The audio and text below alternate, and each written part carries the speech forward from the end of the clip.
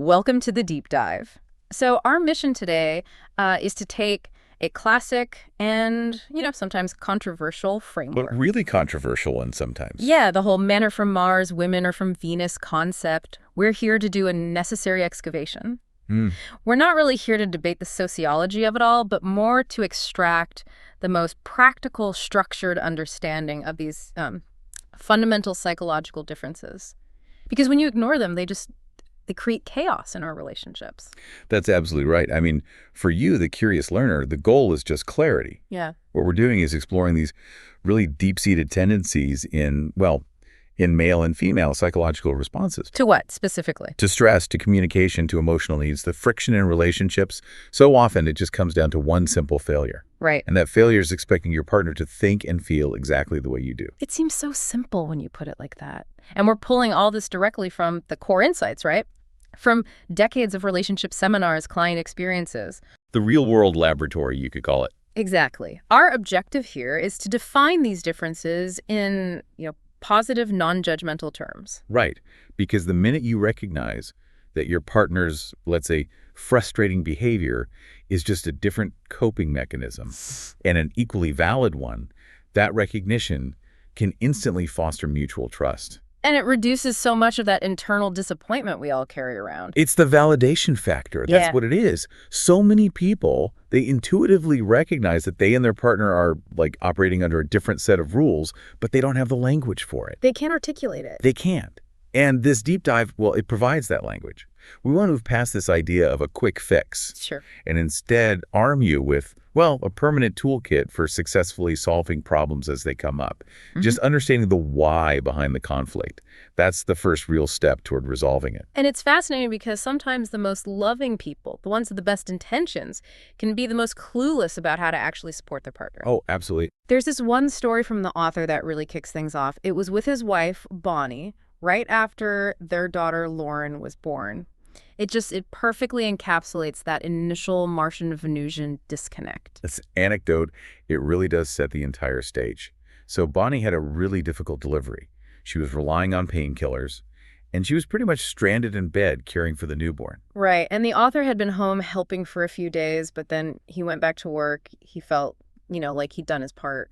And that's when the situation just deteriorated fast. What happened? Well, crucially, Bonnie ran out of her pain medication. She'd asked a visiting family member, who's the author's brother, to go pick up more. Okay. And he forgot. Oh, no. So she spent this agonizing day in pain, feeling completely neglected, trying to care for this helpless infant, and just feeling utterly, utterly abandoned. I can't even imagine. So when her husband finally gets home from work, Bonnie is, as you can expect, distraught. The emotional dam just bursts. She says something like, "I've been in pain all day. I ran out of pills. I've been stranded in bed and nobody cares." And this is the critical moment, isn't it? How does the man instinctively respond? Well, he hears that statement as a total, non-negotiable accusation, Of his failure. a total failure, and blame. Instead of hearing her pain, he heard, "This is all your fault." So his immediate, exhausted Martian instinct was to what? Defend himself? Defend his honor, his competence. He starts asking these defensive questions, like why she hadn't called him at the office. He's offering a solution, not empathy. Right, a classic fix-it response. Exactly. And the source describes how he just became instantly enraged. He felt so unjustly blamed for a situation he hadn't even caused and, for which he had no immediate solution. So he exploded. He exploded, put on his coat, and literally headed for the door. His plan was to retreat and self-soothe. Which is that classic fair weather friend mistake, isn't it? It is. The idea that you're loved and supported only when you're happy and easy to deal with. But when you are genuinely deeply upset, your partner just withdraws. But she stopped him. Bonnie stopped him. And this is where she basically teaches him the Venusian rulebook on the spot. She does. She articulates her needs so clearly. She says, "Stop, please don't leave.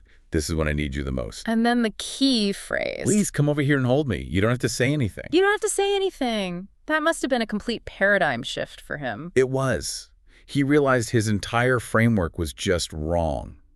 He genuinely believed that if he couldn't fix the problem, his presence was useless. just totally useless. He didn't know that just the physical act of touching, of holding, of silently bearing witness to her pain was the ultimate form of support she needed. And the power of that realization for him, as he's just sitting there holding her in silence, was that it finally felt like real love. An act of selfless service? Right, and yet it was surprisingly simple once he had the instructions. It just illustrates the core principle we're exploring here, that we so often give the love we think we need, solutions, logic, space, and we completely fail to give the love our partner actually requires. Which is empathy, connection, and just presence. That story really does bring us perfectly to the two most frequent complaints you hear in relationships.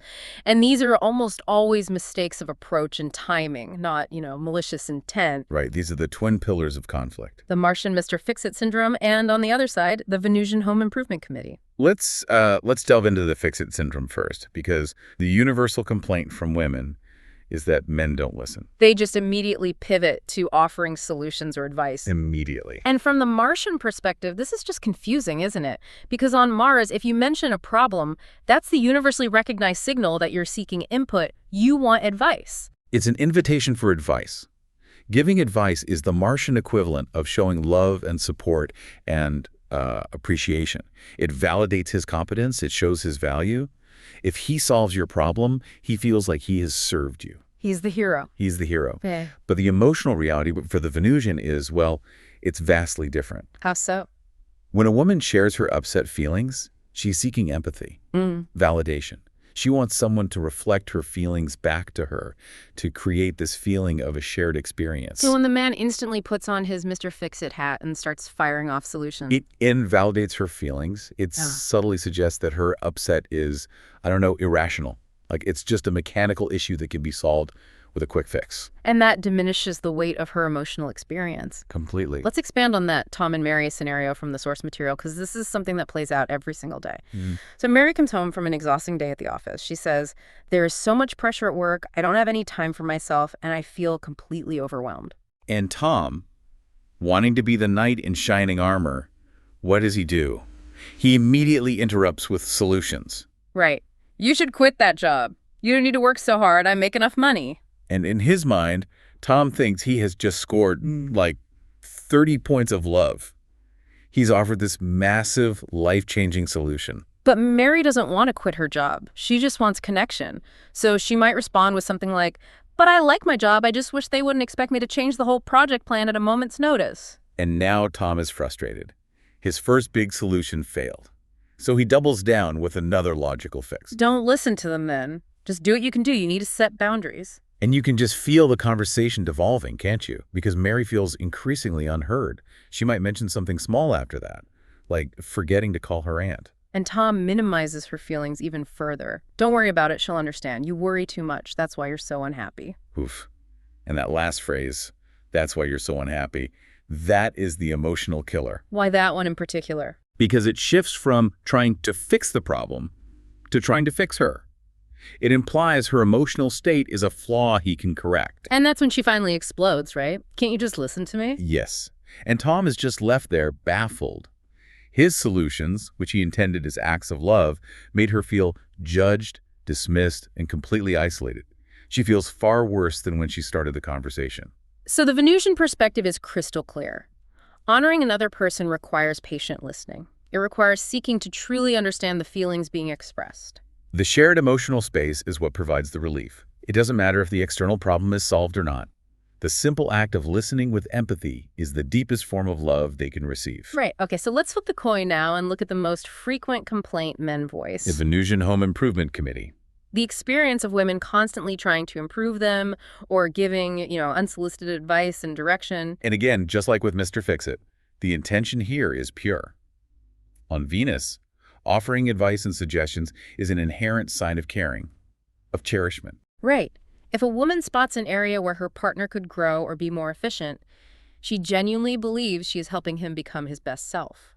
But to a Martian, this unsolicited advice signals one thing above all else: Mistrust. deep mistrust.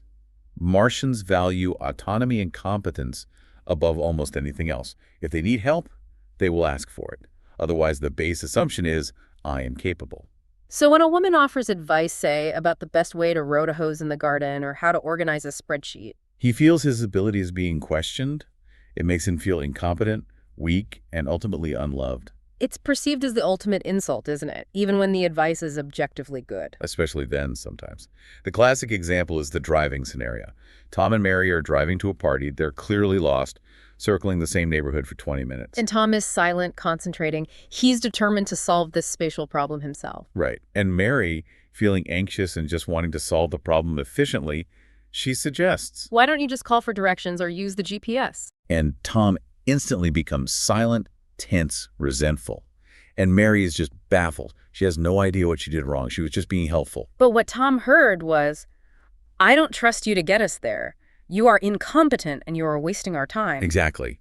In that moment of vulnerability, when he was actively trying to solve a problem, what he needed was acceptance and trust, We're not advice. not advice. And that tension just ruins the rest of the evening.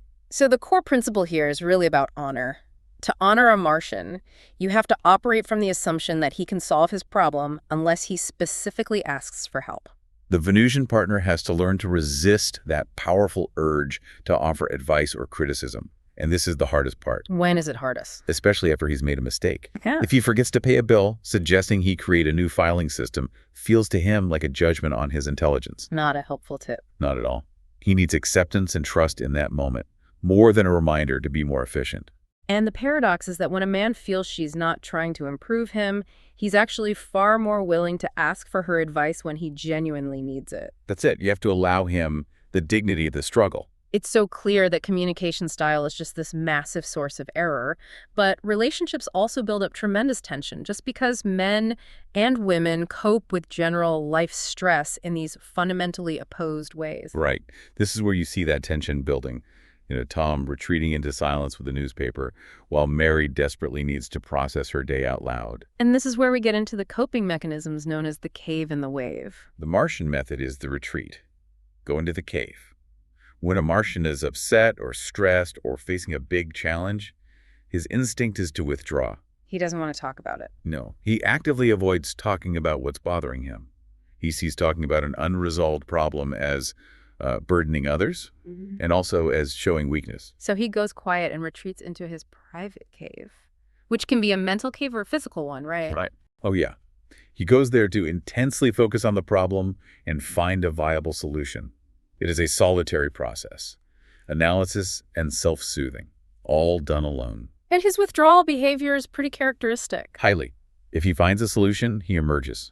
Often he's cheerful, ready to reconnect, problem solved. And if he can't solve it, If he can't solve it immediately, he seeks intense distraction. Reading the news, watching a high-action movie, playing a video game, doing some challenging physical work, anything. anything that lets him redirect that immense focus onto a soluble external problem. Right, to get his mind unstuck from the internal one. And the relationship effect of this is just profound. He shifts from being this warm, engaged partner to being distant, forgetful, unresponsive. The source material notes that something like 95% of his mental energy is still back in the cave trying to solve that problem. And this is where the Venusian often misinterprets his actions completely. Totally. She assumes his silence means one of two things. What are they?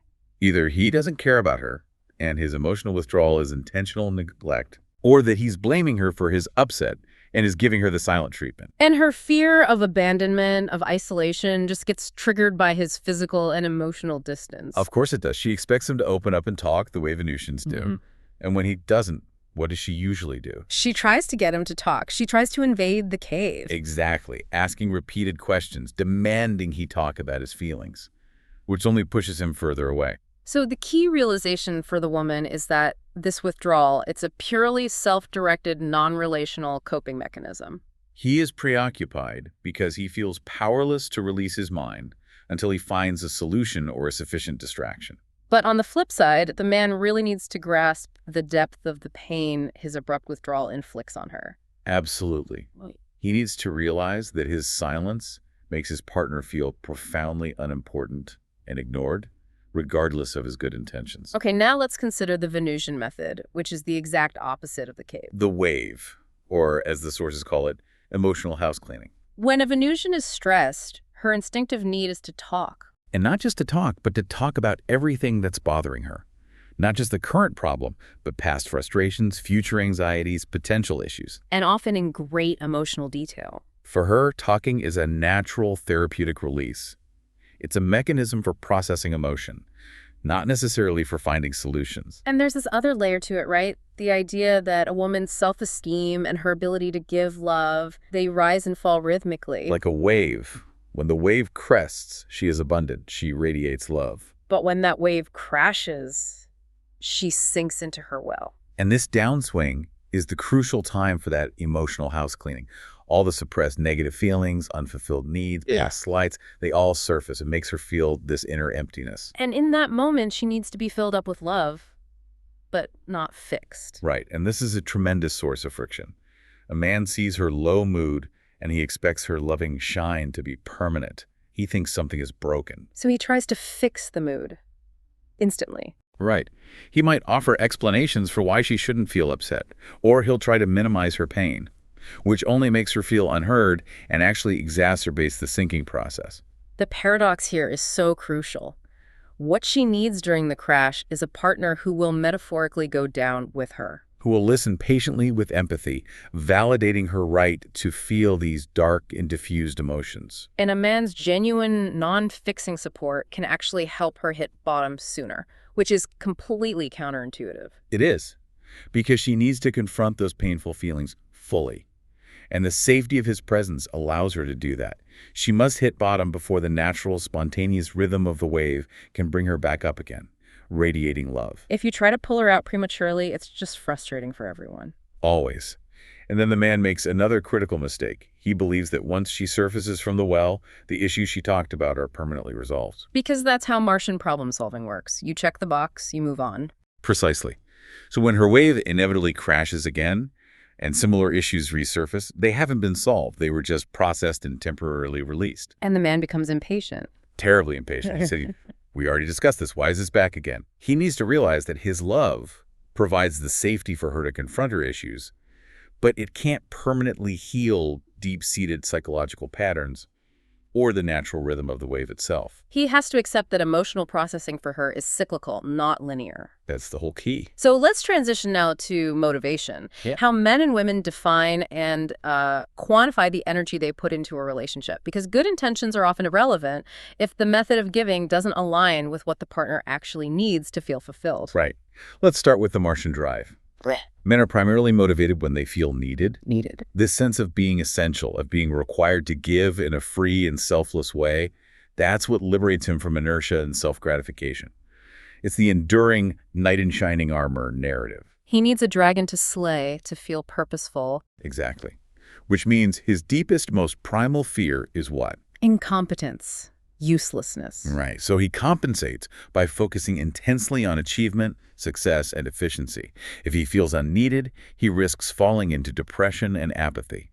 To motivate him, he needs constant validation that he is appreciated, trusted, and accepted for his efforts. And the Venusian operates on a completely different fuel source. Completely different. Women are motivated when they feel cherished. And what does cherished mean in this context? It means being cared for and respected. If a woman doesn't feel this deep sense of cherishment in her relationship, she starts to give compulsively out of obligation. Which leads to burnout. Burnout, resentment, and a profound exhaustion. She needs her emotional tank filled before she can give back freely and happily. And the source material is really clear that our natural tendency is to give the kind of love we need, which is why we miss the mark so often. So often. We give him caring because we need it, and he gives us solutions because he needs to feel competent.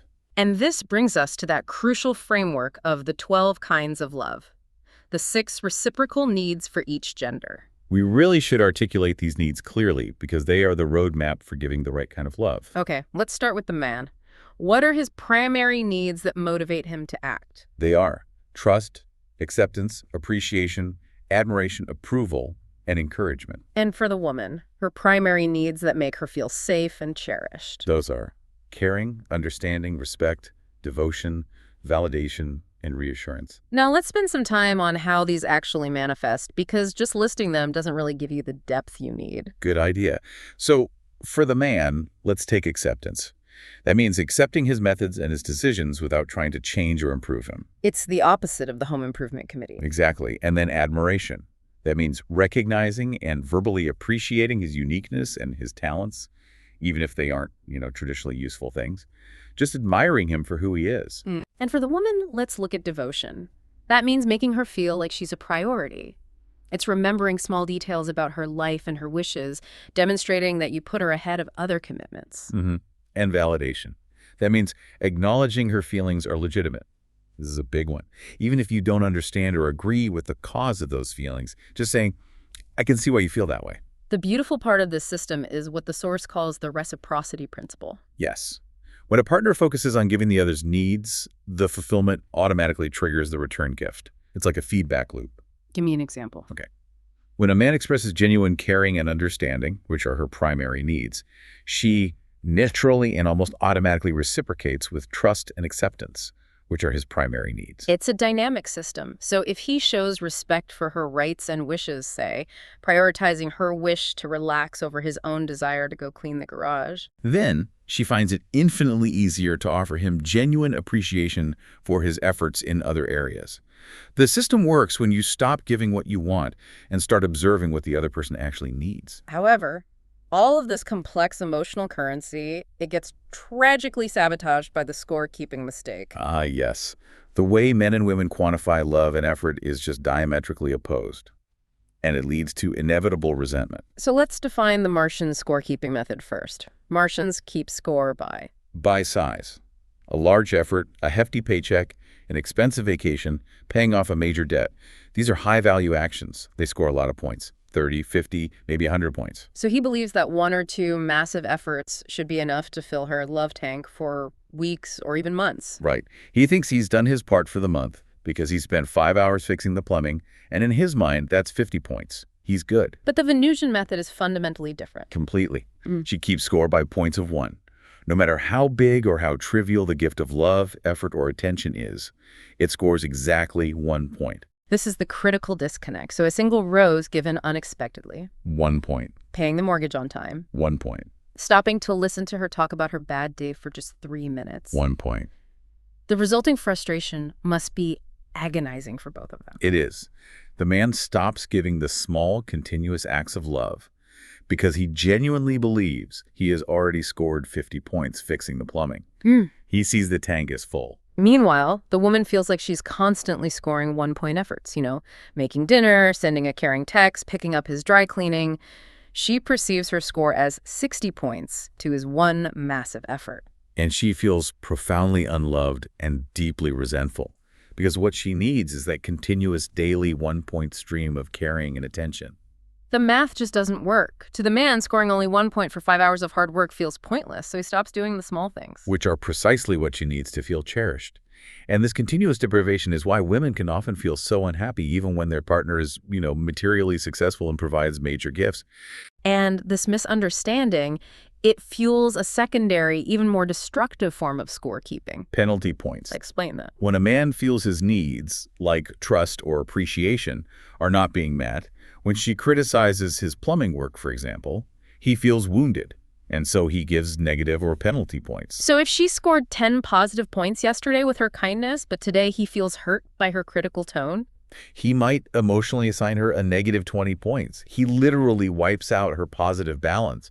And to him, it feels justified because he feels unloved, untrusted, or rejected. That is mathematically and emotionally completely unfair. It is, but to him, it's justified in the moment. And it just destroys the woman's motivation because all her genuine efforts can be instantly erased by his defensive emotional retaliation. The solution, then, is realizing that love requires a steady, high-frequency supply of those 1-point efforts, not just the occasional blockbuster endeavor. That's it in a nutshell. We have to move into the practical toolkit now.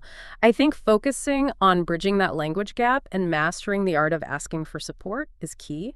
The communication mistakes are so often just rooted in translation errors. Absolutely. The Martian-Venusian phrase dictionary is essential here because when Venusians are upset, they tend to default to dramatic language. Generalities and superlatives, always and never. Right. And this is a mechanism to convey the depth of their emotional pain and to imply a hidden request for support. But Martians, they take it literally. They take it literally and instantly hear total blame or criticism. Okay, let's run through the necessary translation. Let's take example 1. A woman feeling neglected says, "We never go out." So the Martian hears, You are lazy, unromantic, boring, and you are totally failing in your duties as a partner. And that triggers defensiveness, anger, withdrawal. It feels like a total rejection of all his effort. Right. But what the Venusian actually means is something like, I feel like going out. I love being with you and I miss our time together. I'm feeling a little disconnected. Would you take me out to dinner soon? It's a coded, desperate request for reassurance and connection, but it's just wraps in this dramatic, accusatory language. Or take example 2, which is even more volatile. You don't love me anymore. Ooh. What does the Martian hear there? He hears, you used me. You are selfish and cold, and I realize now that I was a fool for ever trusting you.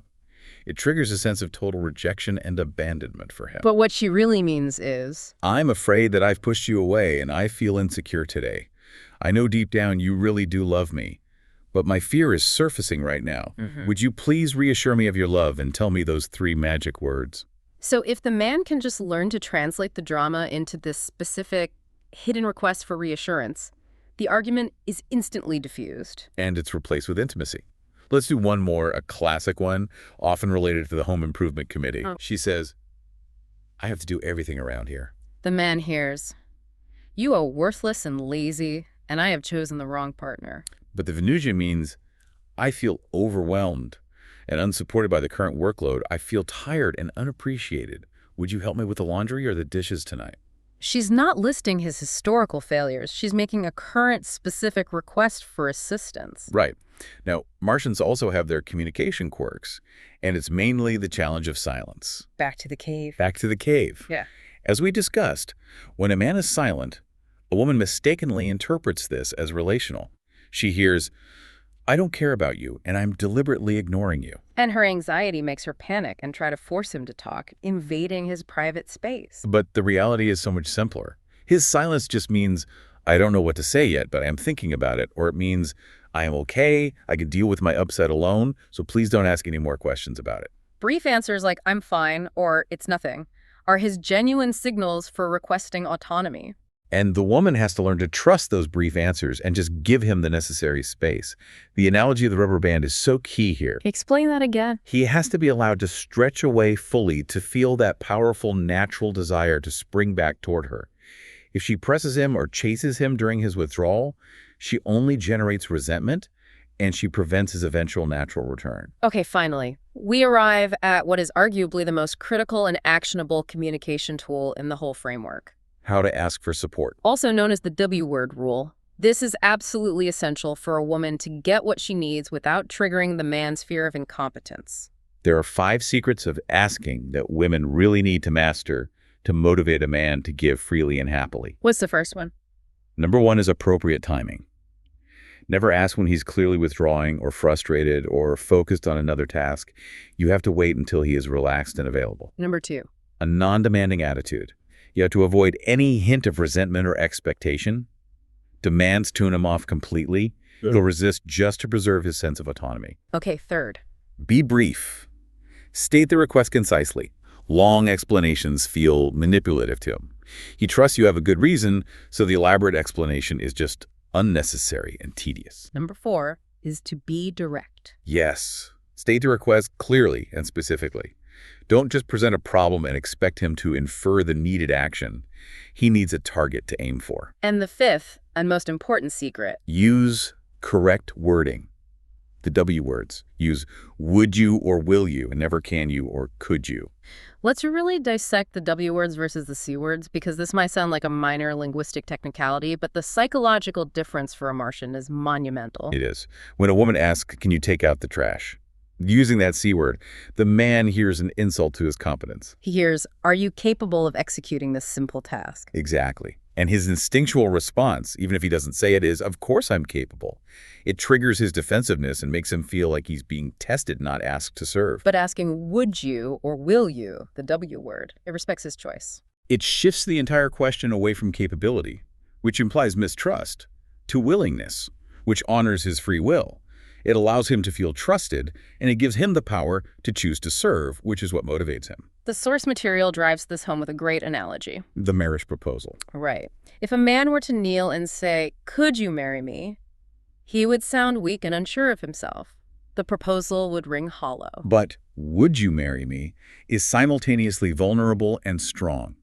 It respects her choice while clearly stating his desire. Men require their partners to propose requests in the same way to preserve their sense of honor and trust.